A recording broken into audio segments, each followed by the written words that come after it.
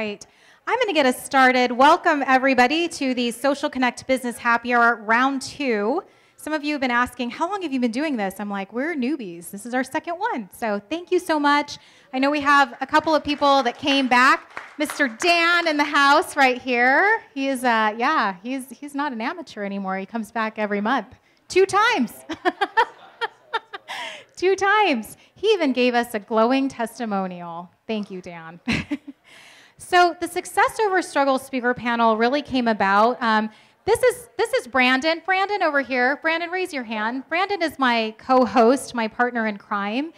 And he's like, I'm putting your poster where everybody can see it, the camera can get to it. And he really said something. He's like, Tisha, this is the whole reason you created this event, wasn't it? Because you wanted to share how much shit you go through in business to get where you are. And sometimes you're knocked on your butt and you have to get back up. And that's really what this panel to me is about. It's about pulling the real story out of entrepreneurs of all walks of life. So we have Adam here, we've got Jennifer who owns the Joy Bus Diner, we've got Chhaya, Mr. Donut Man of the Donut Parlor. We have a lot of people that have been coming through the panel and are sharing their stories. And I love it when they're like, can I be real? And we're like, yes. Can I even cuss on this? Yes, just let it out for crying out loud. Just tell us what it is that you want to get off on your chest. Because let me tell you, what you say up here, I guarantee is inspiring the room. I guarantee it. Because a lot of us are in those spaces where we're just starting out in business, or maybe we've kind of hit that wall, and we just want to hear from other people who are right here, who are real, who can say, I've gone through that too, and I can resonate with you on that story.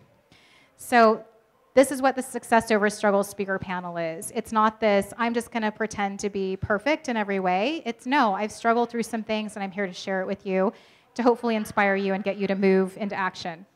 So we have a very diverse panel. Adam came last month, so got to experience it. Adam has quite the history, so I'm going to read his bio to you and then let him take it away. But he was born in Anchorage, Alaska, moved to Seattle, Washington when he was around 8 years old. You must be melting. Are you melting? He's really never stopped working since he started delivering papers at 8 years old for his older brother's paper route. From then on, he took it over full-time a few years later while also babysitting his neighbor's kids part-time for extra money. Who wants Adam to babysit your kids? Sorry, I kind of just... Not a lot of... I put it in there because there's not a lot of guys babysitting. No. So yeah, after that, he went on to have his first distinguished adult job at Baskin-Robbins at 15 and a half. He moved up into management his first year, as well as almost nearly every job he's been involved with. Some interesting stories about Adam's background. He's been employed and contracted by over 25 different companies. He was in upper management with 2 companies over the past 8 years that went out of business. Is that because you left? You were like, I'm leaving. You're out of business. No, yeah, I wish I could say that. So what is he doing now? He's currently growing the Creative Influence, a digital marketing agency focusing on social influencing and social media. He has 2 online apparel brands that he's involved in, one that's opening in Fashion Square Mall next weekend, and he's starting a nonprofit this year where 100% of the proceeds that impact a positive change in our world. So give it up for Adam. Pretty impressive. I was like, you do all this and you're 21 years old? And he's like, I'm 21 going on 36. And I'm like, okay.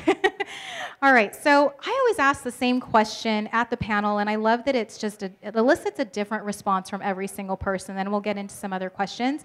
And then if anyone in the audience has a question too, then we'll do that. This panel is about a half hour. If you are hungry, let me just give you a couple of announcements. There's food in the back. There's donuts to the side, so feel free to help yourself. The bar is open. Mark's like helping himself. I thought you said no donuts. I know. He's like, I won't do donuts. Okay, I'm having a donut. So drinks also, and then I want to also, real quick before we start, we are doing a 50-50 raffle. This is something that Brandon and I feel very strongly about, and it's giving back to nonprofits that are here local. So we've got the Joy Bus Diner and the Joy Bus with Jennifer Caraway. It always makes sense to kind of kill 2 birds with 1 stone, being efficient entrepreneurs.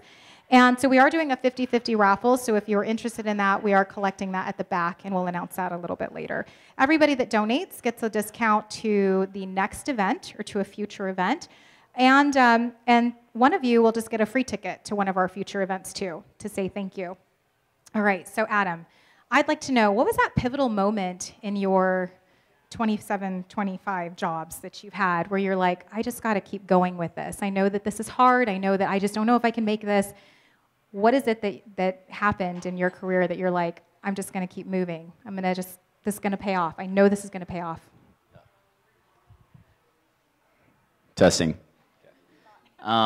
Since there was about 25 plus jobs, I don't know if there was one, but there was definitely, I look back about 10 plus years ago, I was in the cell phone industry, and I was running about 10 stores. I had 80 people I managed at that time, and I was in the mall kiosk business. So, you know, those annoying guys that are like, hey, I was just going to ask you real quick, did you already, my name's Adam, those kind of guys. So I was selling cell phones. I was a regional manager for an indirect dealer for T-Mobile at the time in Washington.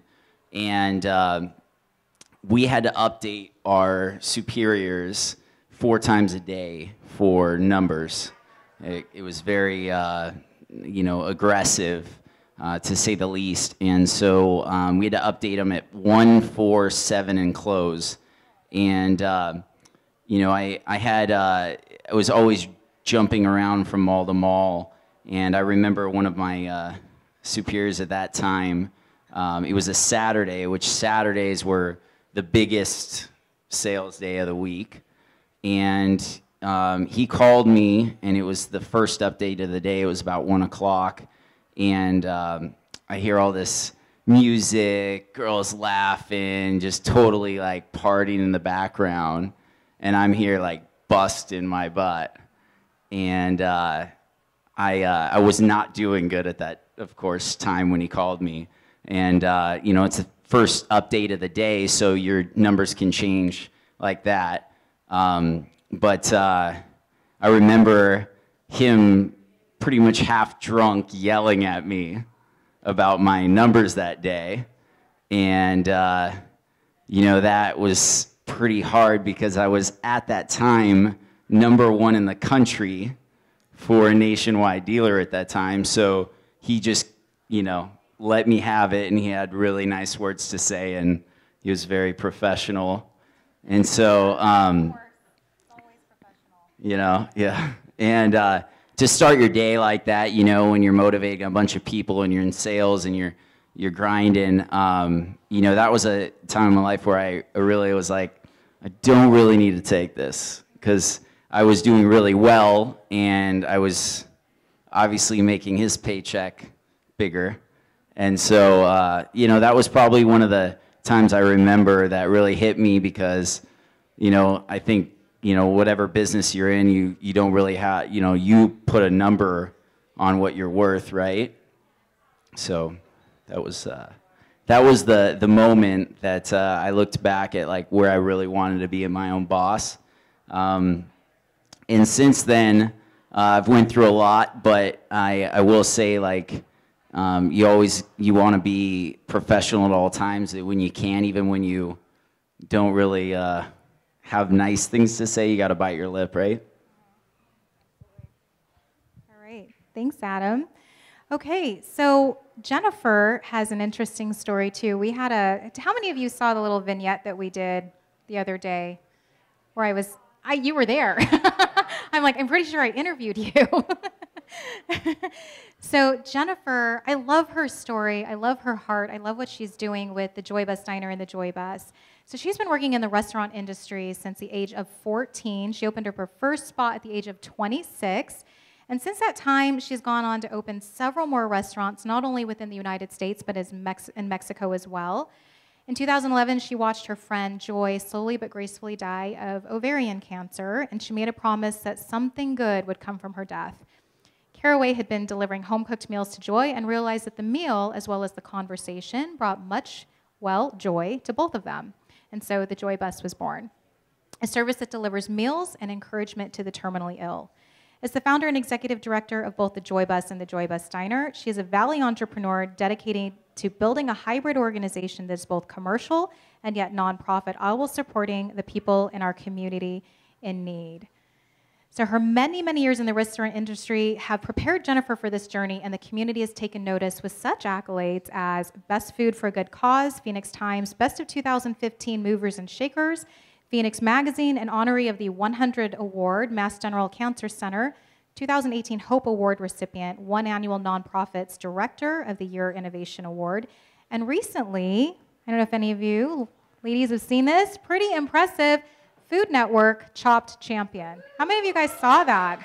You guys see this episode? Very cool.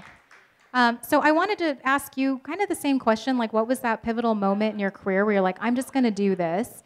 And then I'm going to bring us back to a question after the panel, because there was something that Jennifer and I hit on as well, and I wanted to kind of talk to a little more of that on that topic.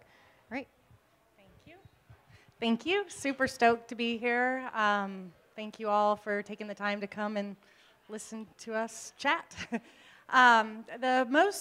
I'm trying to think like pivotal moment as far as starting in the restaurant industry in general or like the Joy Bus. Where do we want to go? Okay. Well, with my background being in the restaurant industry, it's kind of all I've really ever known how to do. I've done everything from wash dishes to bus tables to cook to wait tables to manage. So it was a natural progression. When my friend Joy became ill in 2011, she came ill a couple of years prior, she had a really awesome, strong support system. She had everything she needed at home to feel comfortable. The only way that I knew how to give her comfort, to show her that I loved her, was by making food. So it was that inspired me to start creating dishes, like when she was in certain stages of her treatment, on what could help combat the nausea, like what could help her eat, just certain things like that I started studying to try to make her feel better. So that's what I did to show her how much I loved her. And, you know, it was one night I woke up. I don't sleep ever because my brain's constantly running on what I can do next, where I'm going to go, blah, blah, blah. So that's just another issue. So one night, it was 2:30 in the morning. I woke up and started watching Mr. Holland's Opus. I don't know if any of you have seen that, but it's fucking inspiring. So I watched the movie, and I bawled. I'm like, what am I doing with my life? I'm not making a difference for anything, for anyone. At that time, I was working for a European importer, and I was distributing fine cheeses and hams to local restaurants. And I'm like, I'm selling cheese for a living. Like, what am I leaving for my children? What am I doing to contribute to society?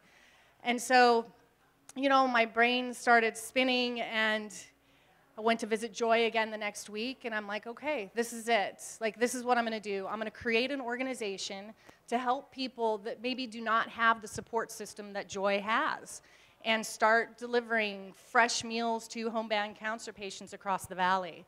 So once I had the thought, then I started stalking farmers. I started going to all the farmers markets and just begging them, please just give me whatever you can. I'll come pick it up at the end of the day, and this is what I'm trying to do. Everyone told me no. Like, no, no after no after no. And I'm like, seriously, like, I'm trying to do good. Like, stop being an asshole. Like, help me. And nobody was interested in helping until I ran into Farmer Frank Martin from Crooked Sky Farms.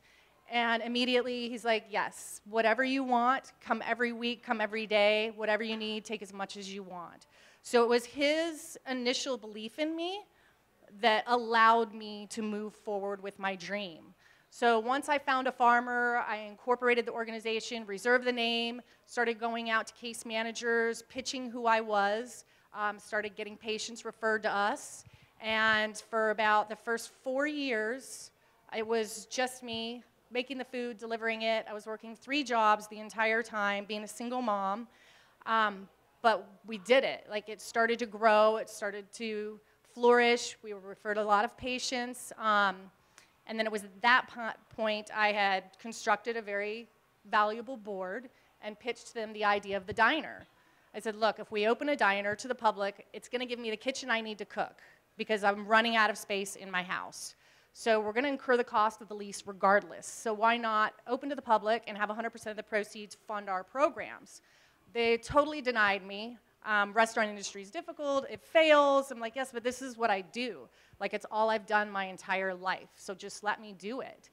So finally, months later, they gave me the go-ahead. And within 2 weeks, I had found a space and started the diner.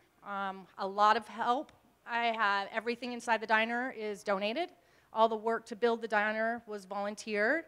So it was a long, struggling process, but we're here and we're kind of pulling it off. So here you go.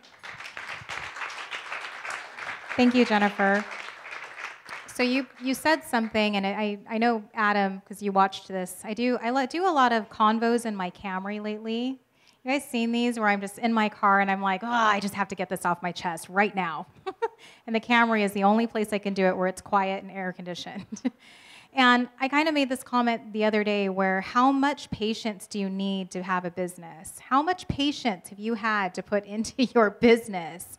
Because it's not this instant gratification. And here's Jennifer saying, I worked at it. I had a lot of people telling me no. 4 years, you were saying, to just kind of get it up and running. How many of you were like, I'm in year 1 and I'm not making a dime and I'm shutting it down? How many of you were like that? A lot of us are throwing in the towel because we're not there yet. And we're struggling with that. And here are these people saying, it took me years to get to where I'm at. And then I had to fall back down and get back up. So I'm just, again, just reiterating that it's not this, I started, it's, who said this to me? That whole Field of Dreams movie is a crock of shit. It doesn't happen that way. It totally doesn't happen that way. But thank you. I'm going to hear from Chhaya Tan. How many of you know Chhaya? Chhaya Tan, Priest and Elliott, Donut Parlor. He brought the amazing donuts. He is a serial entrepreneur because he puts cereal in his donuts. But I just have to say, I went to Chhaya, and I have to say, I have to credit Brandon, because Brandon brings all of these panelists. Brandon, raise your hand. Brandon is amazing, well-connected guy. And so he kind of sends me on all these field trips. He's like, you need to meet with all of the panelists that I bring in, and you need to do videos with every single one of them. And I'm like, okay. So I kind of just go out, and I was meeting with Chhaya, and I sat here with this guy who was the only person in the shop that day. And like all of these people were coming in, a lot of first-timers. And here's this guy who's like, you just want one donut? Here, I'm just going to give you all our donuts. I'm just going to give you all of my favorites. And he's like packing them in there. And then as I was leaving, I was going to meet a student at ASU. And he's like, here, take donuts to Culinary Dropout. Take more to ASU. And I'm like, who's this guy? Yeah, sweet, sweet guy. Brought the donuts today if you guys are interested in having a donut.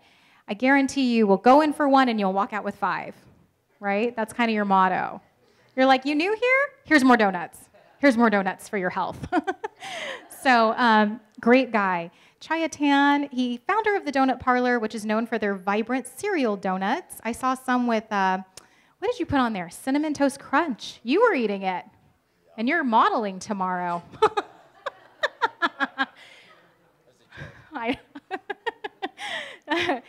Vibrant cereal donuts that are always served with a side of colorful customer service. Prior to opening the award-winning shop, he worked in other leadership roles throughout the industry, the restaurant industry, financial industry, and various nonprofits. After 20 successful years of hands-on leadership experience in various industries, he decided to use his knowledge and focus on what he's more passionate about: his family, the community, and great food. All right, Chhaya, how about you? How did you get involved in this? And what are some of the things? Like, you have to get up and make the donuts, right? What are some struggles that you've experienced where you're like, I don't want to make the donuts. Dang it. But you do, because it's your business and it's your passion. But share with us a little bit about, like, day to day, what are some of the struggles that you might experience at the Donut Parlor and just in general? First off, thanks guys for joining us. Before I actually get into that, wanted to talk about a little more about the background of my family. Our family were survivors of the Cambodian genocide, and so we've always known struggle since I was born, and it was never anything new for us. So fast forward, middle school, high school, I was starting off at donut shops, kind of understood a lot of the stuff that went into the donut industry, and I told myself I was never going to do that because you can work at a corporate job and be, you know, just as successful. Fast forward maybe a couple years back, my mom had breast cancer. It was an aggressive form of breast cancer, and her health kept declining. So I wanted to find like a way to get her back into health, back into, you know, being who she was when I grew up, the hero that I always knew. And the thing that our family knew was the donut industry. So my big reason for opening up the donut shop was my mom. She was it took her a little bit to get back into health and to you know, be able to work, but it actually helped out, and she's a lot healthier now than what she was prior to her cancer. So that was a big success for me. But had there not been like a deeper reason other than the money part, other than the, you know, your own freedom, I don't think I'd be doing this right now. So as much as I love the food industry, you have to have something else that kind of pushes you to do what your heart, and like what you had your friend also. There has to be a deeper meaning, because there's going to be a lot of times where you just want to quit, but that deeper meaning is gonna allow you to dig your heels in and just keep pushing back. So yeah, and some of the things that makes me want to keep going forward other than that is also, when I worked in the banking industry and other jobs, I always was involved in the community support groups, groups that do volunteer and whatnot. So I was always big into that, and I think that opening up the donut parlor kind of allows me to do so, because I get to give to those nonprofits and those organizations out there that focus on helping out the community. So there just has to be a deeper meaning other than the money part for you to keep fighting. So.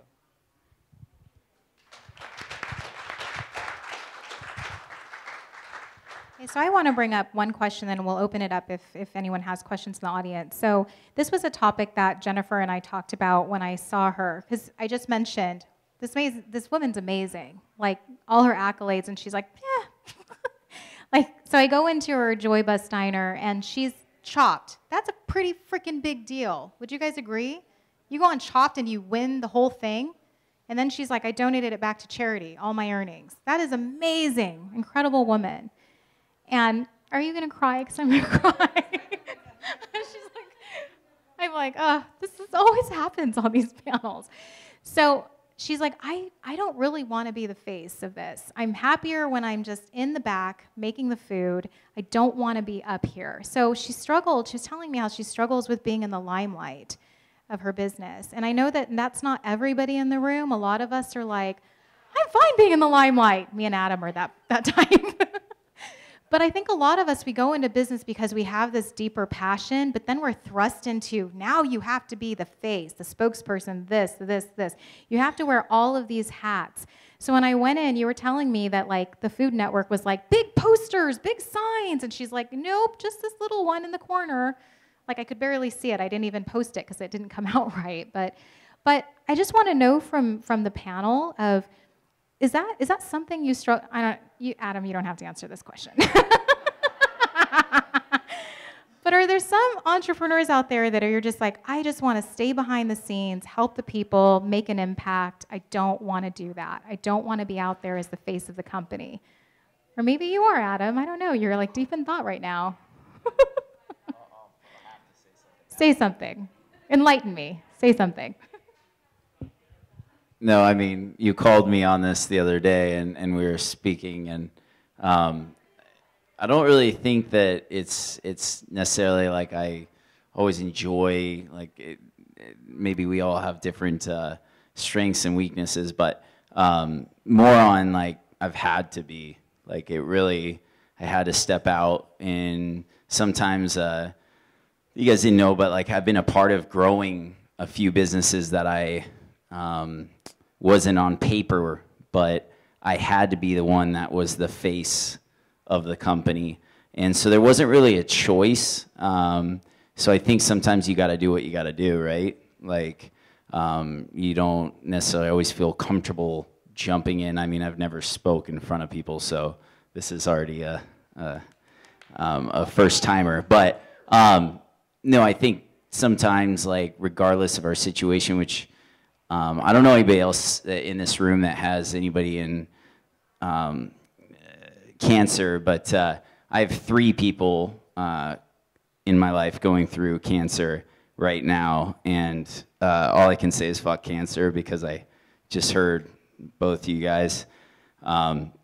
So you know, I think in your different walks of life, you just, right now, I think you just have to step it up sometimes when you don't really want to, or you necessarily, it's not about a like, you know, it's because you have to. Yeah, I would like to add to that. This is a total unintended consequence of, like, our growth throughout the years. We grew with my face on everything. People recognizing me at the events. People recognize me on this television ad or this newspaper. And it's a huge struggle with me because I'm not comfortable with it at all. I am very introverted. I am not a social person. I did not create this organization to say, look at me, look what I can do, check me out. I created it because I wanted to help my friend, and I wanted to help people in her position. And I honestly thought as we grew, I would just be more in the background. I would allow me to push myself more in the background, into the kitchen, to cook, which is what I wanted to do.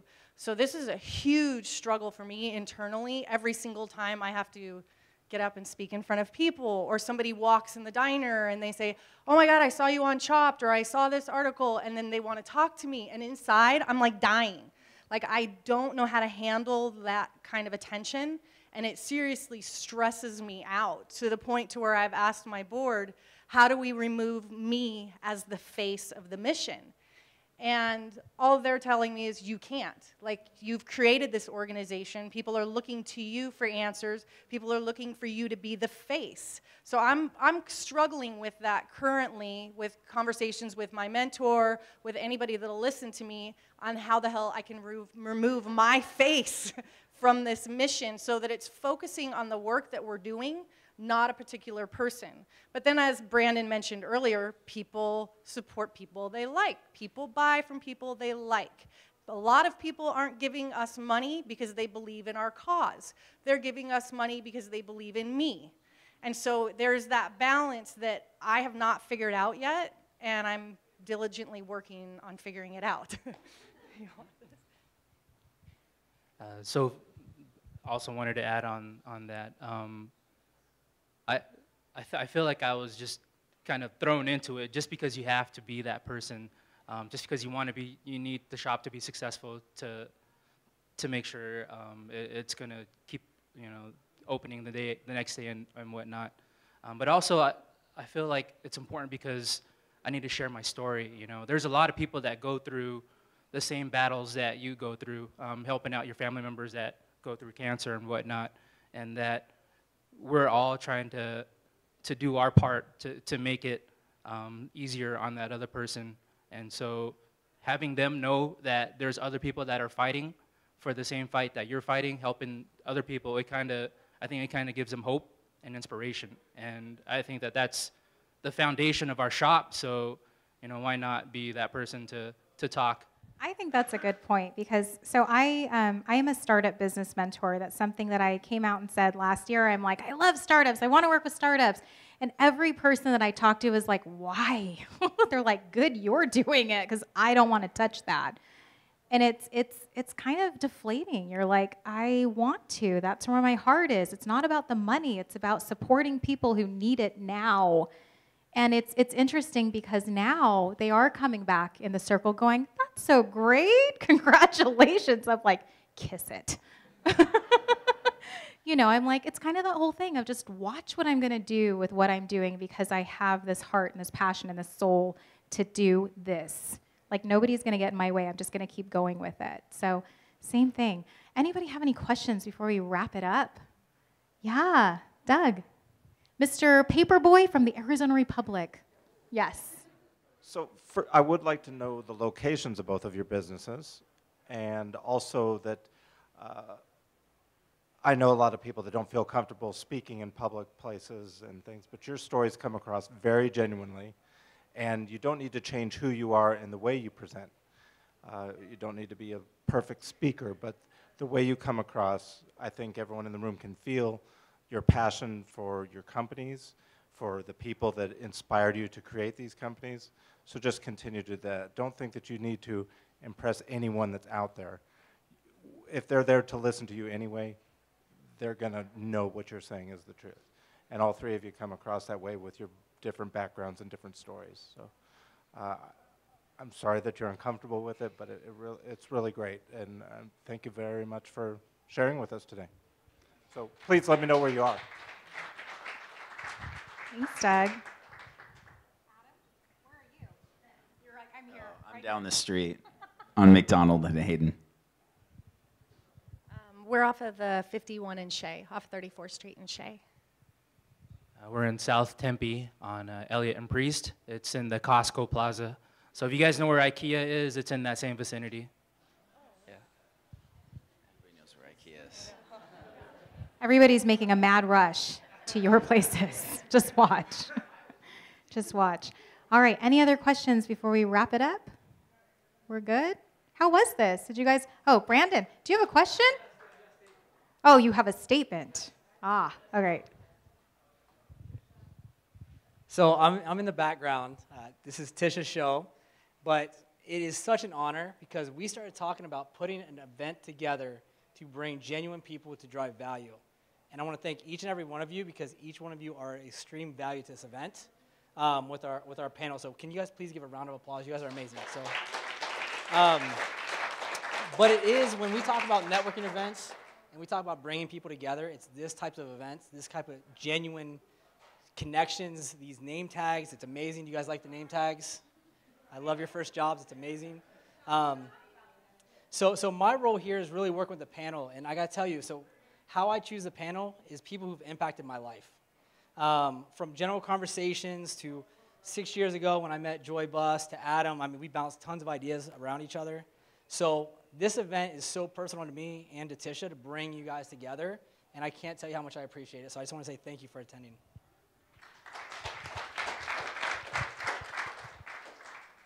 And I want to say the same thing. Thank you. This was an idea that I think that Brandon and I were talking, and I was like, I'm just so freaking tired of going to events where people just shove cards at me. And I'm like, they don't know me. They don't know anything about me. They don't want to get to know me. They don't follow up, which is just blows my mind. I'm like, why would you even go to an event? And that's why I'm like, how about we ditch the business cards, and how about we just talk about what was your first job? So I have mine. I'm just going to go through because I want you guys to share real quick. Funny stuff. I was a Chick-fil-A chicken server at Superstition Springs Mall. That's me. I was the girl that went around with the trays and had my little striped shirt and navy blue pants, and and that's what I did. And so to me, it's so much more. I think the biggest thing that I find is that when you go to a networking event, like even Jennifer, I know some of the people in this room, very much an introvert. How many of you are introverts? I'm an extroverted introvert, so I can hang with the best of them, but I would rather be like in my PJs, sitting there watching some TV or reading a book. I don't need to be doing this, but I like to do this, but I don't need to be doing this. But so for me, I like going to events where I actually get to start up a conversation, but I think that that's the hardest thing for people to do. I was in a sauna today. I was telling Adam, I was like, it was a co-ed sauna. We were all clothed, so don't let your mind go there. And I had a conversation with so many people in the sauna. We were sweating our asses off because it was 150 degrees in there. And one guy's like, I go to Chandler Gilbert. I'm like, what are you studying? And he's like, well, I was studying nursing, and now I'm going into business. I'm like, oh, that's a conversation starter. Now we talk. Now I see him again. Now all of the other women in the room are like, I'm in business too. Let's talk. So we sat there for 20 minutes in a sauna talking about business. Why? Because someone started a conversation, and it wasn't, I am so-and-so, and this is what I do, and here's my business card. It's not that. It's about genuine connections and starting to develop connections based on who you are, who you know, and just letting that guide you. So Brandon and I took a nice picture here. I posted it earlier, and we have our hands stretched out like we're part of the branches. And it's a whole that's a whole thing of like planting the seeds. I always say that. I'm like, plant the seed, see where it leads. Plant the seed, see where it leads. So there are tons of connections here. And I really encourage you that everyone in the room, you'll actually get the names of the people who are in the room tonight, that you find these people and you keep the conversation going. You don't just stop it tonight. So I want to just say thanks again to my panelists for coming out, to Adam, to Jennifer, to Chhaya. Yes, and thank you to everybody for coming tonight and being a part of round two. And we have our next one coming up. It is June 20th. We have our speakers, so we'll be sending the flyer out for that. But we've got, I'm going to name some names for you, but Sarah Sauza-Kent, she's with Epic Dance Company. Brandon, you said she heads up the Phoenix Suns cheerleaders. Yes. So if you are... She's the artistic director and the co-founder.